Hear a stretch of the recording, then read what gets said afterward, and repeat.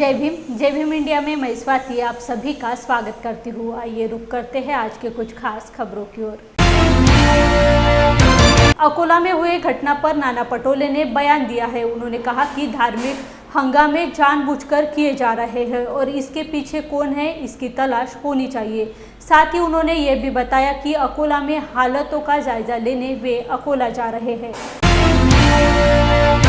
मग नगर जिल्ह्यात असेल, नाशिक जिल्ह्यात असेल, अकोल्यात ज्याची घटना झाली तशाच पुनरावृत्ती महाराष्ट्रामध्ये मोठ्या प्रमाणात व्हायला लागलेल्या आहेत। अकोल्याच्या घटनेची जी माहिती मला मिळाली त्याच्या आधारावर मी 2 दिवसाच्या पहिले आपल्याशी बोललोच होतो आणि वस्तुस्थिती अजून जवळून बघायसाठी मी मुद्दामून आज अकोल्याला चाललेलो आहोत।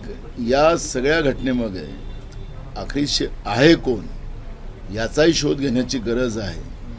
ज्या ठिकाणी माणुसकी संपवण्याचा प्रयत्न, माणुसकीचं रक्तपात करण्याचं पाप या पुरोगामी महाराष्ट्रामध्ये होत असेल, या शाहू फुले आंबेडकरांच्या महाराष्ट्रात होत असेल तर हे कदापि काँग्रेस सहन करणार नाही आणि म्हणून त्या ठिकाणी लोकांना संयमाने आणि बंधुभावाने पुढे जावं असं आवाहन करण्यासाठी मी आज अकोल्यात चाललेलो आहे। संजय राऊतांवर हक्कभंगाच्या कारवाईसाठी राज्यसभेने मंजुरी बघा, ते ज्या काही प्रोसिजर असतात त्या प्रोसिजरमध्ये होत असतील तर त्याला त्याच्यासमोर ते जातील जे काही त्यांच्यावर आरोप असतील त्यांना त्याचं उत्तर ते देतील। त्याच्यामुळे प्रोसिजरच्या प्रक्रियेमध्ये आम्ही त्याला काय बोलावं, कारण की आता आपण पाहिलं की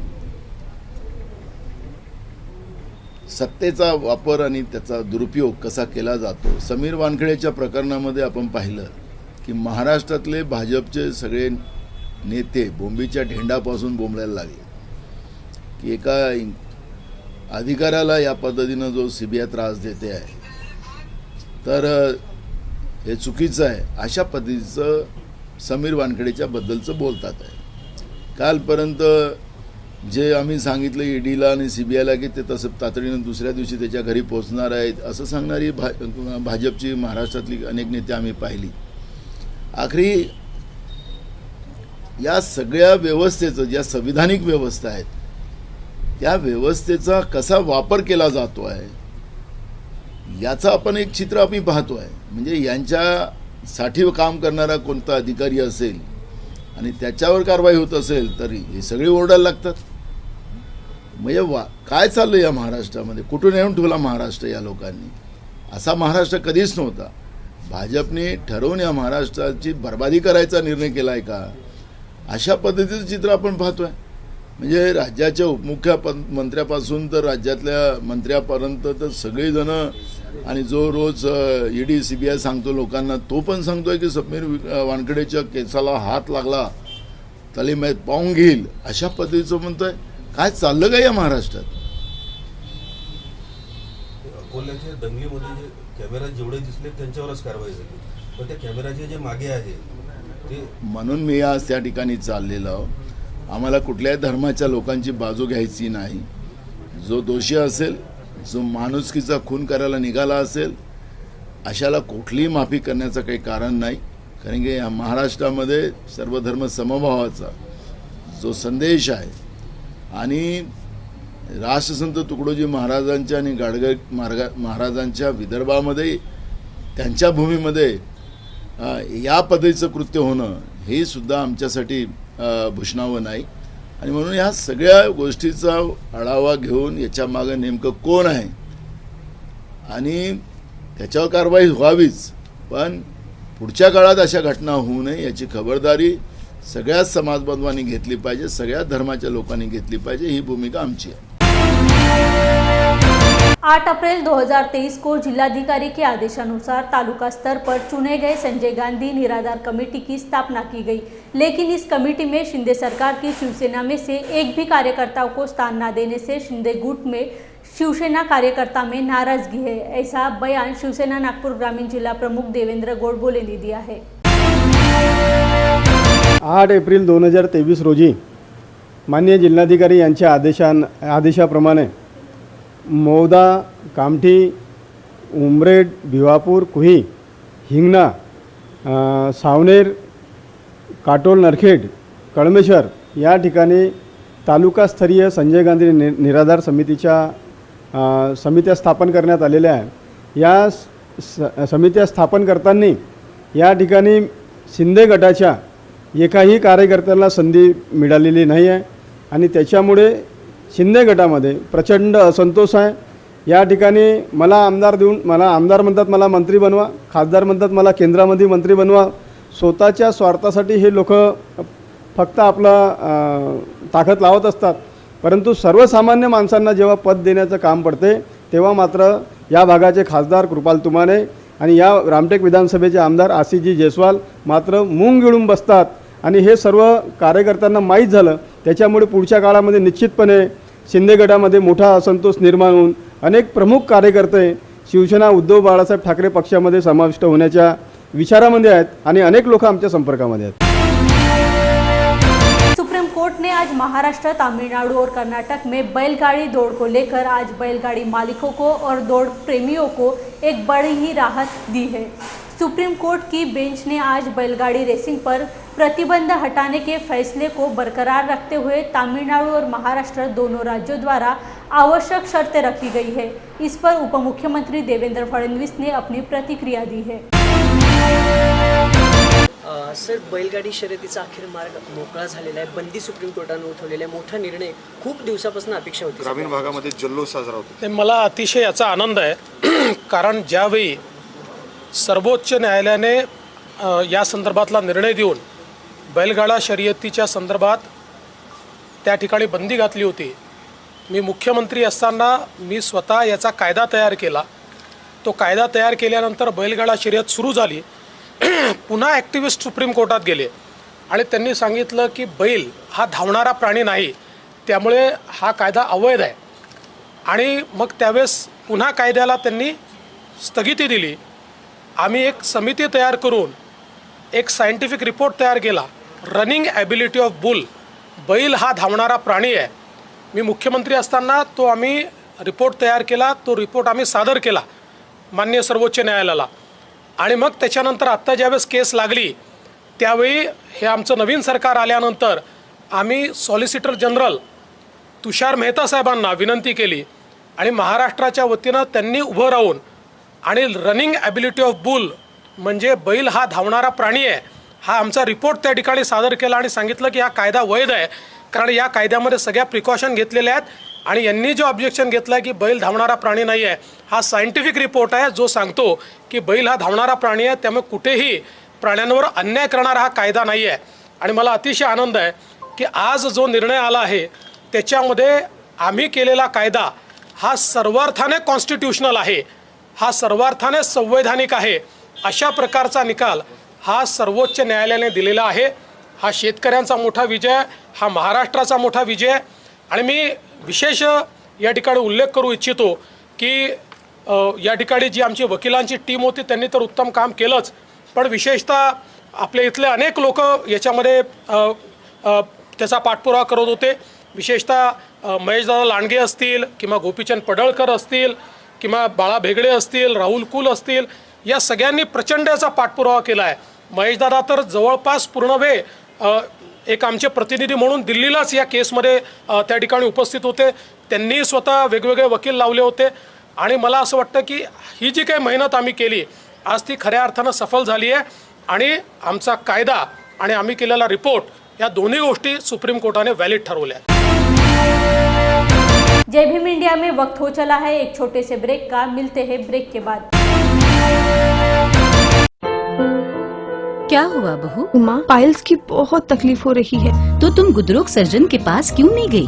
देखो, जैसे हार्ट के लिए हार्ट स्पेशलिस्ट, ब्रेन के लिए ब्रेन स्पेशलिस्ट, तो पाइल्स के लिए पाइल स्पेशलिस्ट क्यों नहीं? स्त्री हो या पुरुष, टॉयलेट में तकलीफ केवल पाइल्स ही नहीं और भी कई प्रकार के गुदरोग तथा कैंसर भी हो सकता है, इसीलिए इसकी प्रत्यक्ष जांच जरूरी है। ठीक है माँ, पर जांच के लिए हम जाएंगे कहाँ? वही काले आयुर्वेदिक पाइल्स हॉस्पिटल में। लेकिन माँ, प्रेगनेंसी में पाइल्स की दवाइयाँ? प्रेगनेंसी में आयुर्वेदिक दवाइयाँ सुरक्षित होती है। जनहित में जारी। काड़े आयुर्वेदिक पाइल्स हॉस्पिटल, औषधि चिकित्सा तथा सर्जरी ट्रीटमेंट उपलब्ध। हमारा पता उमरेड रोड, दिघौरी बस स्टॉप के पास, नागपुर। अधिक जानकारी के लिए वेबसाइट पर जाएं kadepailshospital.com।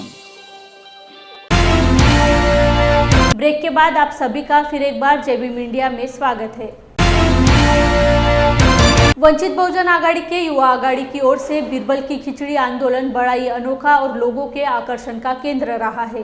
चिलचिलाती धूप में ही खिचड़ी और उच्च शिक्षित लोगों में बेरोजगारी के दिखावे ने सबका ध्यान अपनी ओर खींच लिया है।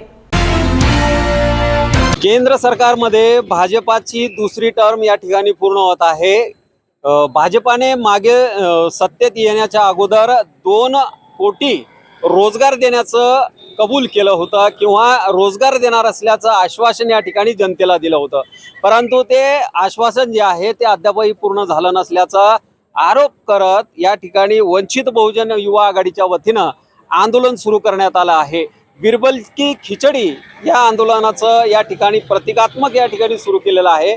माठ आहे या ठिकाणी आपण बघू शकता। या माठमध्ये, या मडक्यामध्ये या ठिकाणी खिचडी शिजणार आहे, परंतु हे प्रतिकात्मक आहे आणि सोबतच या ठिकाणी चूल आहे। या चुलीत काड्या जरी असल्या तरी यात विस्तव नाही, यामध्ये जाळ नाही आहे, म्हणजे असं की जाळ लागणार नाही आणि ही खिचडी शिजणार नाही आणि बेरोजगारांना रोजगारही मिळणार नाही, असं पद्धतीचं या ठिकाणी हे आंदोलन जे आहे युवा वंचित बहुजन आघाडीचे जिल्हाध्यक्ष सतीश पवार यांच्या नेतृत्वात हे बीरबल की खिचडी हे आंदोलन या ठिकाणी सुरू केलं आहे, जेणेकरून युवकांना रोजगार मिळावा। शहरी असतील, ग्रामीण असतील, सर्व स्तरातील युवकांना जे बेरोजगार आहेत त्यांना महागाई भत्ता मिळावा, सोबतच त्यांना रोजगार उपलब्ध करून द्यावा अशी मागणी घेऊन या ठिकाणी हे आंदोलन सुरू आहे। सोबतच विविध मागण्या त्यांच्या आहेत। काय त्यांच्या मागण्या आहेत ते आपण त्यांच्याकडून जाणून घेऊया। सर, काय सांगाल, काय तुमच्या मागण्या आहेत आणि काय नेमकं हे आंदोलन आणि ही जी बीरबल की खिचडी आहे ही नेमकी कशी शिजणार आणि कोणाला मिळणार आहे? आपण सगळ्यांना माहीतच आहे की 2014ला मोदी सरकार फक्त थापांच्या भरोशावर सत्तेमध्ये आलेलं आहे। त्यावेळेस सरकार प्रचार करत असताना सरकारने काही आश्वासनं केली होती आणि त्यामधलंच एक आश्वासन असं होतं की आल्या सत्तेत आलेल्या 2 महिन्याच्या आतमध्ये 2 कोटी रोजगार आम्ही उपलब्ध करून देऊ। 2 कोटी रोजगार आले तर नाहीच, परत त्यांनी सर्व कंपन्या विकण्याचा घाट या सरकारने चालू केला आणि जे काय हातात रोजगार होते ते रोजगार सुद्धा गमावले। नवीन रोजगार दिले नाही, हातातले रोजगार गमावले। यामुळे दरवर्षी जर आपण पाहत आहे सरासरी 8.5% हा कंटिन्यू बेरोजगारीचा दर वाढत आहे। ज्या ठिकाणी जीडीपीची चर्चा होते मात्र बेरोजगारीची चर्चा करताना हे सरकार कधीच दिसत नाही। जीडीपी वाढतो असा भ्रम तयार केला जातो, परंतु बेरोजगारी मात्र सातत्याने वाढत आहे। आपण सगळ्यांच्या माहितीप्रमाणे जगामध्ये सगळ्यात मोठी लाट कोरोनाची आली। या कोरोनामध्ये जेवढे लोक मेले नाही तेवढे लोक सातत्याने बेरोजगारीच्या चपेटने, भूकमरीने, हाताला रोजगार नसल्याने आत्महत्या करून मरत आहेत। हे आपण सगळे पाहतात। कुठेतरी हे थांबलं पाहिजे।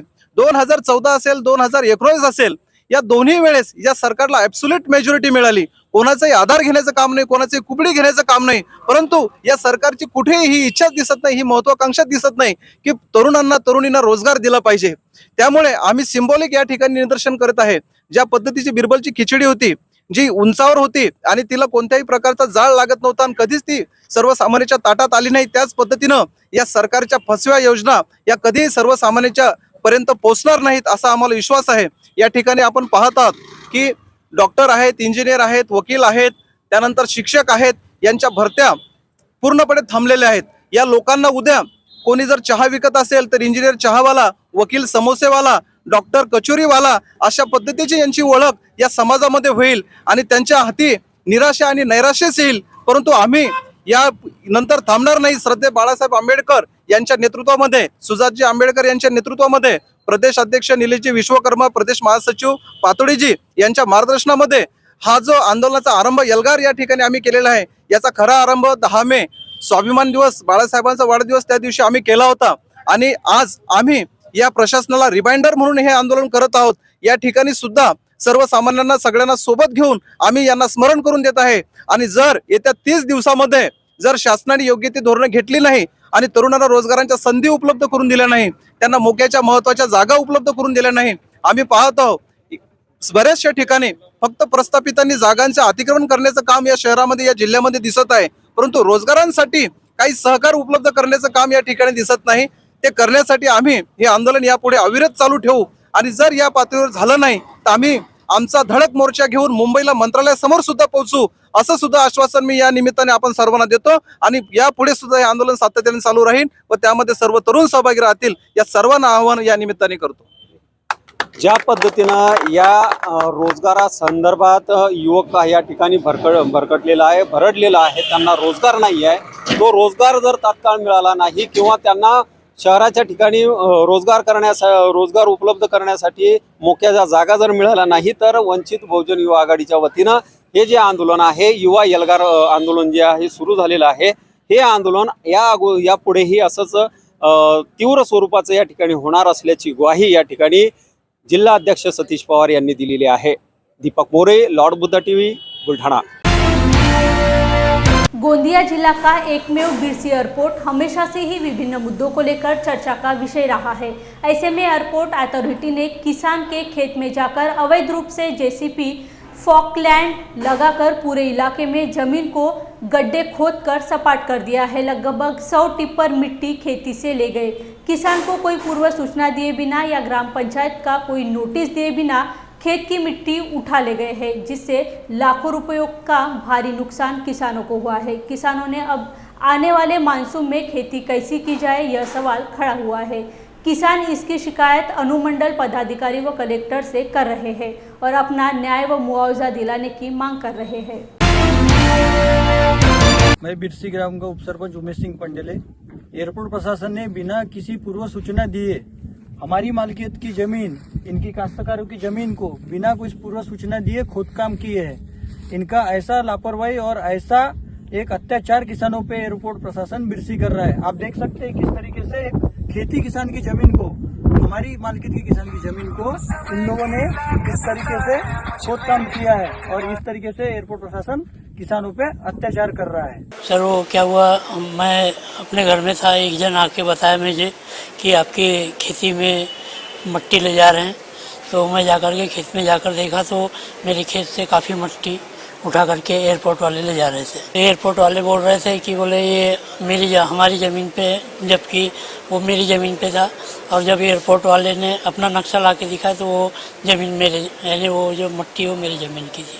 राजन सर 80-90-100 के टिप्पर के आसपास लेके गए, लाखों का नुकसान हुआ है सर। अभी ये नुकसान की भरपाई यदि नहीं होंगी तो सर मैं आंदोलन पर बैठ जाऊंगा सर, एसडीओ मैडम के पास में कंप्लेंट लिखाने के लिए। हमारे ग्राम पंचायत बिरसी के अंतर्गत ये ज़मीन आती है। ज़मीन के जो किसान हैं इनका मुझे फ़ोन आया, इनने मुझको अवगत कराया कि कोई हमारी ज़मीन में अवैध खुदाई कर रहा है। मैं जब वहाँ पे जाकर देखे, हमने संबंधित गाँवकरी, ग्राम पंचायत के पदाधिकारी सभी लोग जब वहाँ पे गए तो हमने वहाँ देखा कि एयरपोर्ट प्रशासन करीब 4 से 5 टिप्पर के द्वारा और पोकलैंड के द्वारा वहाँ पे उनकी ज़मीन को खोदकाम करके मट्टी लेके जाने का काम किए। तुरंत हमने उसको रोके और संबंधित अधिकारियों को वहाँ पे बुलाया। अधिकारियों को पूछा कि ये ज़मीन का खोदकाम क्यों कर रहे हैं, तो एक बड़ी लापरवाही वहाँ पे उजागर हुई।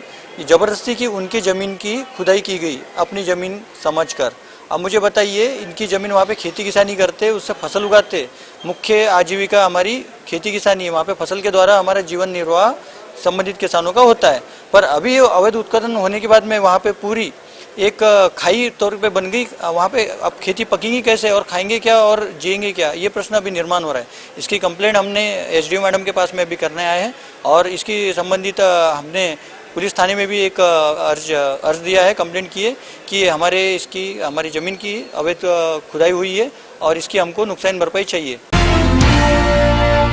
जय भीम इंडिया में वक्त हो चला है एक छोटे से ब्रेक का, मिलते हैं ब्रेक के बाद। क्या हुआ बहू? माँ, पाइल्स की बहुत तकलीफ हो रही है। तो तुम गुदरोग सर्जन के पास क्यों नहीं गई? देखो, जैसे हार्ट के लिए हार्ट स्पेशलिस्ट, ब्रेन के लिए ब्रेन स्पेशलिस्ट, तो पाइल्स के लिए पाइल स्पेशलिस्ट क्यों नहीं? स्त्री हो या पुरुष, टॉयलेट में तकलीफ केवल पाइल्स ही नहीं, और भी कई प्रकार के गुदरोग तथा कैंसर भी हो सकता है। इसीलिए इसकी प्रत्यक्ष जांच जरूरी है। ठीक है माँ, पर जांच के लिए हम जाएंगे कहाँ? वही काले आयुर्वेदिक पाइल्स हॉस्पिटल में। लेकिन माँ, प्रेगनेंसी में पाइल्स की दवाइयाँ? प्रेगनेंसी में आयुर्वेदिक दवाइयाँ सुरक्षित होती है। जनहित में जारी। काळे आयुर्वेदिक पाइल्स हॉस्पिटल, औषधि चिकित्सा तथा सर्जरी ट्रीटमेंट उपलब्ध। हमारा पता उमरेड रोड दिघौरी बस स्टॉप के पास नागपुर। अधिक जानकारी के लिए वेबसाइट पर जाएं kaalepailshospital.com। ब्रेक के बाद आप सभी का फिर एक बार जय भीम इंडिया में स्वागत है। मराठी चेंबर ऑफ कॉमर्स आयोजित मराठी उद्योजकों का भव्य मेलावा सोमवार 22 मई को कोल्हापुर के संगीत सूर्य केशवराव भोसले नाट्यगृह में होने जा रहा है। इस बात की जानकारी संस्था के कार्याध्यक्ष मनोहर पेडणेकर ने प्रेस वार्ता में दी। प्रमुख अतिथि संग्राम पाटिल और सलाहकार आदेश बांदेकर इनकी उपस्थिति में कार्यक्रम संपन्न होगा। उस वक्त मराठी उद्योग भूषण से विविध संस्था का सम्मान किया जाएगा। प्रेस कॉन्फ्रेंस में राजेंद्र चंगुले, बाबासो खोडवे मौजूद थे। Marathi chamber of commerce Mumbai Dadar स्थित असलेल्या संस्थेतर्फे कोल्हापूर येथे Marathi chamber of commerce Kolhapur शाखेतर्फे आपण एक मेगा मेळावा आयोजित करीत आहोत। दिनांक 22 मे 2023 रोजी केशवराव भोसले नाट्यगृहात।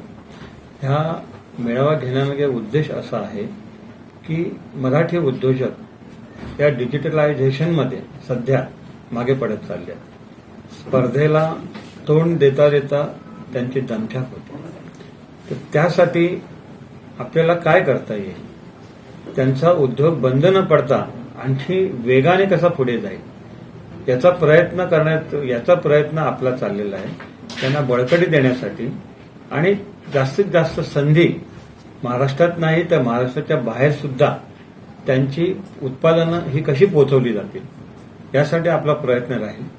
आणि ह्या प्रयत्नामागे मुंबईतली एक वेलिंगकर बिझनेस स्कूल आहे, त्यांचा सहभाग सुद्धा आपल्याला लाभणार आहे। आणि ह्या वेलिंगकरच्या मार्फत आपल्याला नवीन पिढीला त्यांचा बिझनेस आणखीन पुढे येण्यासाठी त्यांचे काही प्रोग्राम्स आहेत, तर ते सुद्धा लवकरच ते आपल्याला 22 तारखेला सांगतील। तर सगळे उद्योजक, मराठी उद्योजक नवीन आहेत, जे जुने आहेत, ज्यांनी स्टार्टअप करायची इच्छा ज्यांची आहे, पर्टिक्युलरली स्त्रिया आहेत, या सगळ्यांनी आपला सहभाग नोंदवावा आणि नक्कीच त्यांना त्यांचा फायदा होईल याची आम्ही गॅरंटी देतो। 30 मई तक पूना में लोकसभा विधानसभा को चुनाव प्रमुख दिए जाएंगे। जिलाध्यक्ष का पुनर्निर्माण किया जाएगा। ग्रामीण जिला में 2 अध्यक्ष दिए जाएंगे। ऐसा पुनर्निर्माण किया जाएगा, ऐसी जानकारी भाजपा प्रदेश अध्यक्ष चंद्रशेखर बावनकुळे ने पत्र परिषद में दी है। होय, या 30 तारखेपर्यंत पुण्यामध्ये आम्ही जी सर्व विधानसभेला निवडणूक प्रमुख देतो आहे, लोकसभेला निवडणूक प्रमुख देतो आहे, जिल्हाध्यक्षामध्ये पुनर्रचना होणार आहेत। आम्ही ग्रामीण जिल्ह्यामध्ये 2 भाग झाले आहेत। आता पहिल्या ग्रामीण जिल्ह्याला एकच अध्यक्ष होता, आता 2 अध्यक्ष होणार आहे। 75ही जे आमचे संघटनात्मक जिल्हे आहे आणि 705 मंडळ आहे, या मंडळामध्ये पुनर्रचना या 30 तारखेपर्यंत होते। संजय राऊत मुंबईमध्ये असं म्हटलं की जे.पी. नड्डा यांचं मुंबईत काय काम, त्यांना आधीपासूनच मुंबई ताब्यात घ्यायचे हे आम्हाला माहिती आहे। मुंबई महापालिकेसाठी त्यांनी पुण्यामध्ये येऊन मुंबईत येऊन लुडबुड करू नये असं आहे। संजय राऊतला मुंबईत कुणी आलं की त्यांना वाटतं की आमची शिल्लक्षणा किंचित होईल, काही असे पक्षप्रवेश होतील की त्यांची सेना किंचित होईल अशी भीती वाटत त्यांना। त्यांना असं वाटतं की रोज कुणी चाललं का, आज नड्डाजी आल्यावर कुणी जातं का, असं ते त्यांना भीती वाटत राहतं। म्हणून ते आमचे जेवढे नेते येतात त्यांच्याबद्दल ते क्रिटिसाइज करतात। अहो, तो चक्रीय प्रवास आताच नाही आहे। माननीय राष्ट्रीय अध्यक्षांनी या महाराष्ट्रात चक्रीय प्रवास लावला आहे आणि मुंबईमध्ये माननीय देवेंद्रजी, आशिष शेलारजी, मी, माननीय नड्डाजी या सर्वांच्या समोर आमच्या कार्यकर्त्यांनी संकल्प केला काल की भाजप सेना युती महापौर बसवेलच, महापौर येईलच। ती मिरची, ती भाषणातली मिरची संजय राऊतांना झोंबली असेल आणि म्हणून त्यांनी या पद्धतीने टिप्पणी केली असेल। आज के लिए बस इतना ही। कल फिर मुलाकात होंगी कुछ नए खबरों के साथ। तब तक के लिए बने रहिए जय भीम इंडिया में। जय भीम।